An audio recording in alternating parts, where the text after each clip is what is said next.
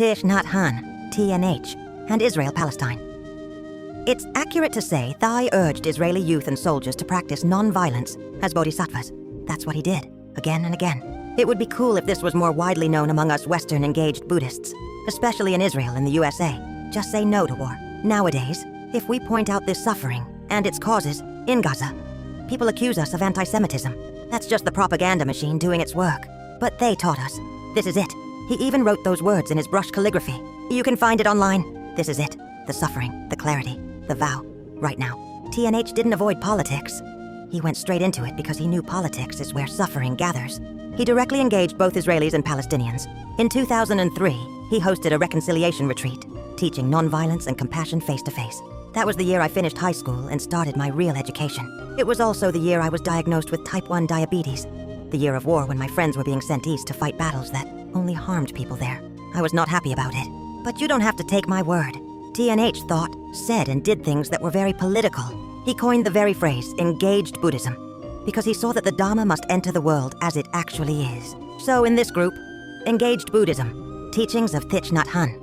It's a good idea to do some research before complaining about how the group is too political or low vibration. No, this is it. On the Plum Village website, they explain that young Israelis should consider conscientious objection as a form of compassionate resistance, refusal to kill, while still offering love and understanding to all sides. That's the Bodhisattva vow in practice, to alleviate suffering without fueling hatred. And he always made the distinction. The problem is Netanyahu's regime and its violent policies, not Jewish people as a whole. They warned against conflating Zionist state violence with Judaism. He emphasized that many Israelis, including young Jews, have joined demonstrations and resisted oppression. That's what we see today. Massive protests inside Israel against Netanyahu's government and its actions in Gaza, alongside international demonstrations against the genocide. In one Q&A, an Israeli soldier asked him about use of force. They replied that non-military force is more effective, and that killing terrorists only breeds more terrorists. He said that if there must be an army, its role is to rescue people and ensure peace, to be a spiritual force for protection, not violence. That is guidance toward non-harming, not a blanket command about the draft, but a clear call to shift energy away from destruction and toward compassion. Bodhisattva Sila means three things. First, the restraint from harming. Second, the gathering of all that is wholesome. Third, the work of benefiting beings. Asanga is blunt. When the welfare of others is at stake, even the restraint of the solitary practitioner must give way to action for the sake of beings. Ethics is not just avoiding harm. It is showing up where beings are being crushed. That is what we are seeing in Israel. Repeated mass demonstrations, strikes. The whole country shutting down on August 17, 2025. Tens of thousands filling the streets in Tel Aviv and Jerusalem. They demand a ceasefire in Gaza. They demand a hostage deal. They call for Netanyahu to resign. These details matter.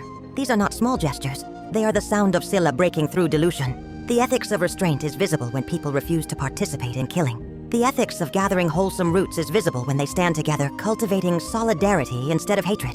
The ethics of accomplishing the welfare of beings is visible when their voices rise for the sake of Palestinians, Israelis, and all who are suffering under militarism.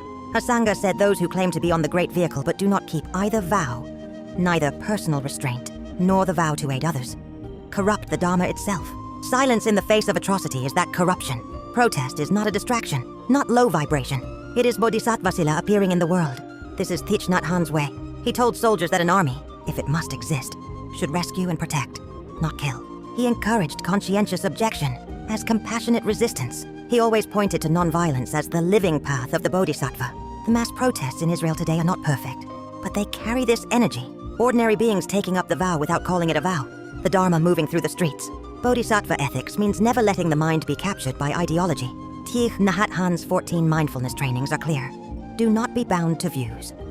Do not turn doctrines into weapons. Do not let ideology harden the heart. This doesn't mean retreat into literal silence all the time. It means discernment. It means the courage to name when a view, a movement, or a system is producing harm. Zionism, as it has manifested in the state of Israel, is one of these views. It began as a longing for safety and rootedness, but it has hardened into an ideology that justifies occupation, apartheid, and now mass slaughter in Gaza. MAGA is another. It claims to stand for American strength and freedom, but its habit energies are fear, racism, and domination, and the two find one another. A match made in the hell realms by Mara himself. Not because Jewish people or American people are inherently bad. No, But because these ideologies bend minds toward cruelty, the Buddha already taught, what you frequently think and ponder upon, that becomes the inclination of the mind. These movements feed their followers a steady diet of resentment, victimhood, and false purity. The mind inclines that way. It becomes harder and harder to see beings as beings, to see Palestinians as human, to see immigrants as human, to see anyone outside the cult as real enough to matter. This is Mara at work. Bodhisattva Sila is the antidote. Restraint from harm, gathering of wholesome roots, action for the welfare of all beings. It is not apathy, it is not quietism. It is to say, no killing, no lying propaganda, no theft of land, no sexual abuse or coercion, no intoxication of the mind with ideology. These are the 5 precepts stretched across the entire political field. When practiced together, they dismantle fascism at the root. They taught, do not be bound to any ideology, even Buddhist ones. But he did not say stop discerning, quite the opposite. He said place the eye of mindfulness on each thought. See whether it waters compassion or waters hatred. See whether it leads to the relief of suffering or the creation of more suffering. If an ideology produces killing, racism, or dehumanization, then to call it out is not hate. It is love. It is compassion in action. This is why engaged Buddhism is also Mahayana, the great vehicle. It is for riding into the world with vow. And right now, that vow means being clear. Zionism and MAGA have bound themselves together in this moment, in service of Mara's armies. We don't hate the beings lost in it. Our work is to free them, and all the beings crushed under them, from the suffering they caused. This is it, they wrote in his calligraphy. This moment of fire propaganda marches, counter-marches. This is the field of practice. This is where Bodhisattva ethics lives and breathes. In discernment and in vow, Buddhists practice skillful thinking, not no-thinkingism. No-thinkingism is a species of spiritual bypassing. It is nonsense, not Buddhism. And yet it is tempting here in the USA, especially for affluent white folks who want Buddhism to be a kind of sedative. They say stop thinking, but they still think. They just trick themselves. They sedate with substances or with trance-inducing practices. They cut themselves off from the cries of beings.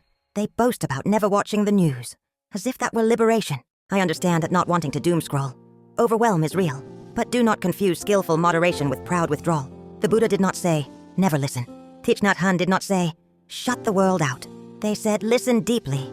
Listen like Avalokiteshvara, who hears the cries of the world. Listening to the news is one modern way of doing that. Not uncritically, not endlessly, but with care, with breaks, with reliable sources. To never listen is to abandon beings. The Pali Canon makes this so clear. DN2, the Samanyaphala Sutta, describes abandoning the 5 hindrances and cultivating collected, skillful thought. That is a fruit of the holy life. MN20, the Vitakka Santhana Sutta, lays out 5 methods to remove unwholesome thoughts. Replace them with wholesome ones, reflect on the danger in them, turn attention elsewhere, trace them to their root, or forcefully restrain them. The Buddha is explicit. You work with thoughts. You do not pretend to stop thinking altogether. In MN19, the Divedhavitaka Sutta, the Buddha says, whatever a person frequently thinks and ponders upon, that becomes the inclination of their mind. That is sankhara, volitional formation, habit energy. The mind bends where the thinking bends. That is why you choose what to think, and when. This is the antidote to bypassing, not random wandering of mind. Disciplined, chosen thinking, guided by mindfulness. This is how the mind protects itself and others. If you misuse no thought as a shield against responsibility, you fall into delusion. If you practice mindfulness of thought, you see which thoughts nourish compassion and which feed Mara, then silence can be fitting, because it is alive with discernment, not empty of care. Engaged Buddhism is nothing without skillful thinking. Bodhisattvas do not bypass. Engaged Buddhism is nothing without skillful thinking. Bodhisattvas do not bypass. They turn the light of awareness on every thought. They listen, they discern, they act. No to no-thinkingism. Yes to the Dharma. Yes to hearing the cries of the world and answering with vow. Many examples from the sources. From SN 45.8 on right thought. And what is right thought? It is the thought of renunciation, goodwill, and harmlessness. This is called right thought. Right thought is not no thought. It is chosen thought. Renunciation, goodwill, harmlessness are the lanes. In the world we have, with Gaza burning. This means training the mind to let go of vengeance, to wish well for all sides, and to refuse harm in speech and deed. This is engaged thinking, bodhisattva thinking, not sedation. From MN20, summary of 5 approaches. Replace a harmful thought with a skillful one. Examine the dangers of unskillful thoughts. Withdraw attention from them. Trace them to the root and remove them. Or, if needed, firmly restrain them. The Buddha gives tools, not a bypass. When propaganda pulls the mind toward hate or numbness, we do not brag about not thinking. We apply a method. Replace, reflect, redirect, uproot, restrain. This is how we keep from becoming Mara's echo chamber.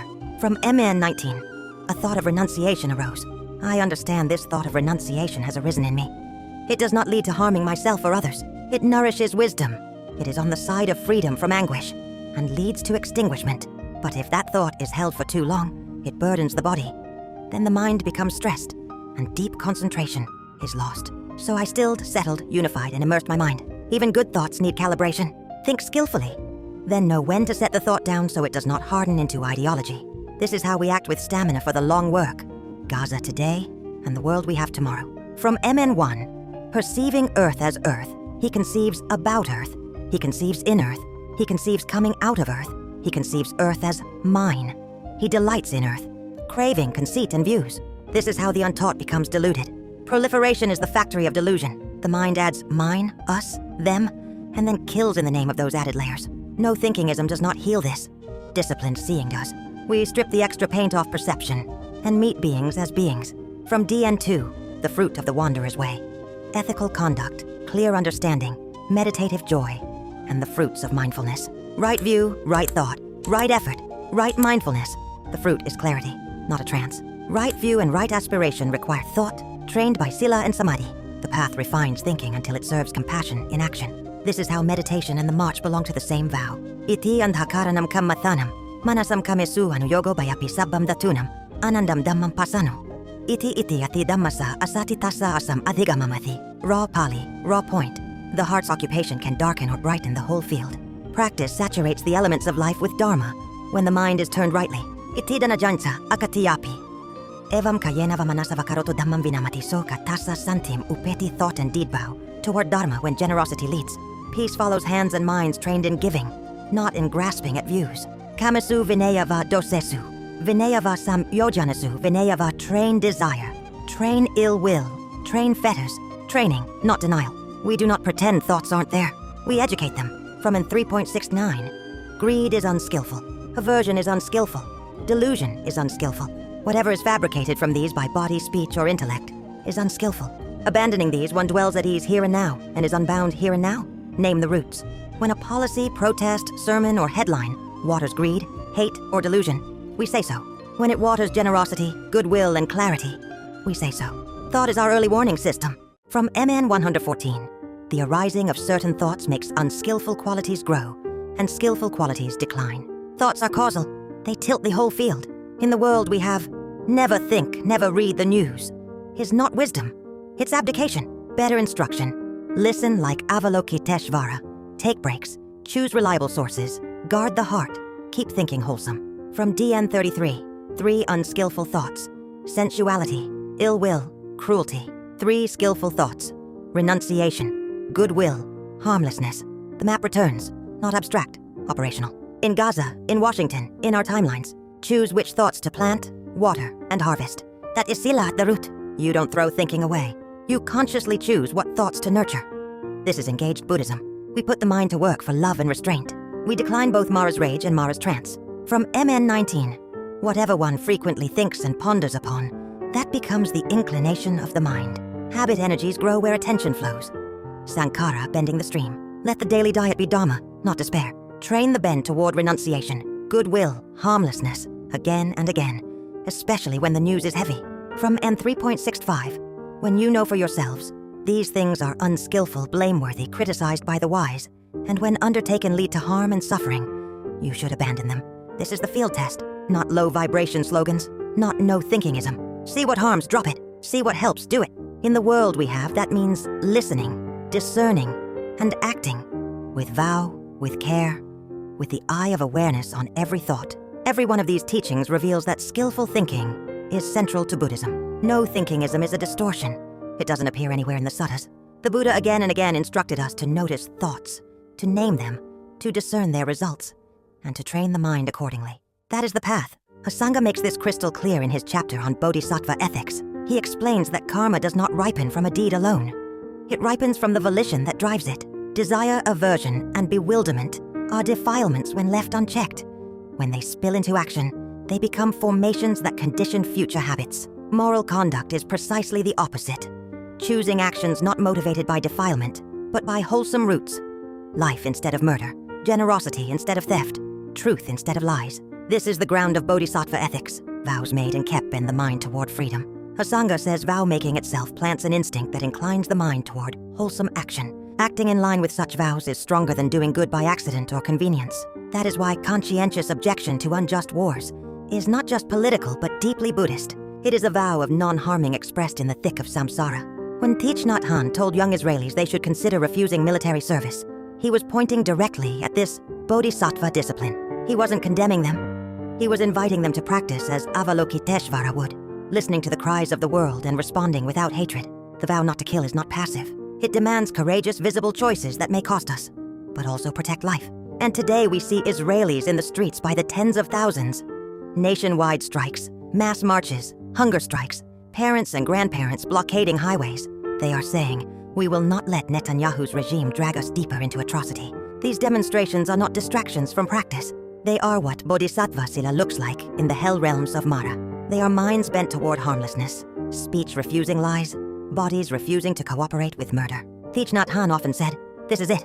He meant the present moment with all its suffering, confusion, and potential. To live Bodhisattva ethics here and now is to think clearly, to feel deeply, and to act with vow. Not to retreat into no-thinkingism, not to call politics low vibration, but to step into the mud, as the lotus does. So the sutras, the shastras, and the streets converge. Buddhism is skillful thinking put into action. It is vows embodied in speech and deed. It is conscientious objection to killing, whether that means laying down arms in Palestine and Israel, or refusing to let MAGA Zionist pipelines drag America deeper into delusion. Bodhisattvas are not blind optimists, and they are not escapists. They are realists with vow. This is the way of engaged Buddhism. This is the sila of the Bodhisattva, as Thich Nhat Hanh taught, as the Sangha clarified, as the Buddha himself said when he taught that the mind bends toward what it frequently thinks and ponders. If we cultivate renunciation, goodwill, and harmlessness, then even in the darkest times, the Dharma flows.